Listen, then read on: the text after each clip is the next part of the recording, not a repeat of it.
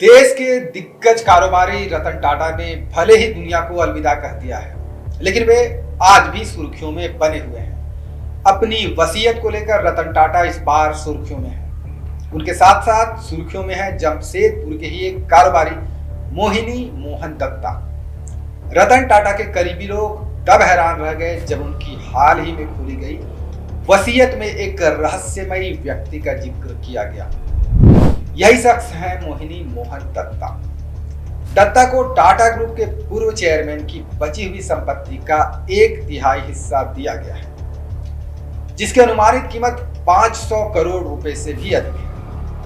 दत्ता का वसीयत में अप्रत्याशित रूप से शामिल होना टाटा परिवार के लिए एक बड़ा आश्चर्य है। मोहिनी मोहन दत्ता का नाम पहले कभी रतन टाटा के साथ नहीं जोड़ा गया और अब उन्हें 500 करोड़ रुपए से भी अधिक की संपत्ति मिलने पर उनके करीबी और परिवार के लोग हैरान हैं। मोहिनी मोहन दत्ता का नाम पहले कभी रतन टाटा के साथ नहीं जोड़ा गया और अब अचानक उन्हें वसीयत में 500 करोड़ रुपए मिलने पर न सिर्फ उनके करीबी और परिवार के लोग हैरान हैं, बल्कि इसकी जानकारी होने पर हर कोई आश्चर्य कर रहा है।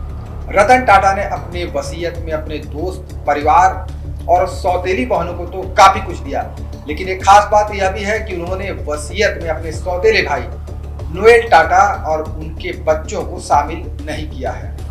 अपने भाई जिमी टाटा को भी संपत्ति में उन्होंने हिस्सा दिया है।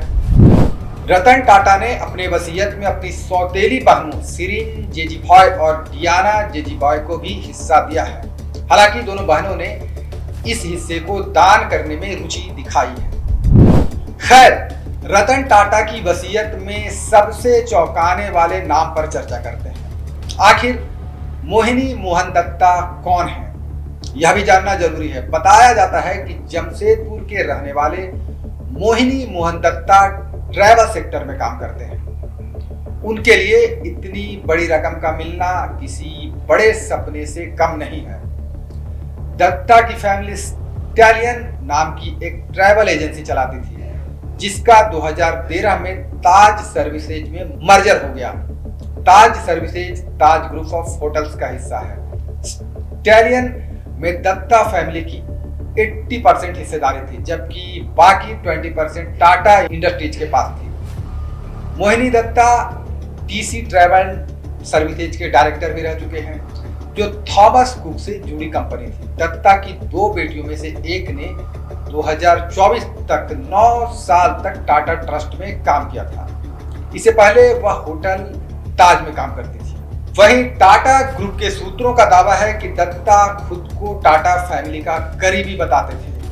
रतन टाटा के अंतिम संस्कार के दौरान भी दत्ता ने मीडिया से कहा था कि वह रतन टाटा से जमशेदपुर के डीलर्स हॉस्टल में पहली बार मिले थे। उस वक्त रतन टाटा की उम्र महज 24 साल थी। रतन टाटा ने उनकी मदद की और जीवन में आगे बढ़ाया। उन्होंने यह भी दावा किया कि वह पिछले 60 साल से रतन टाटा के संपर्क में थे। मोहिनी दत्ता को दिसंबर 2024 में मुंबई के एनसीपीए में आयोजित रतन टाटा की बर्थ एनिवर्सरी में भी बुलाया गया था।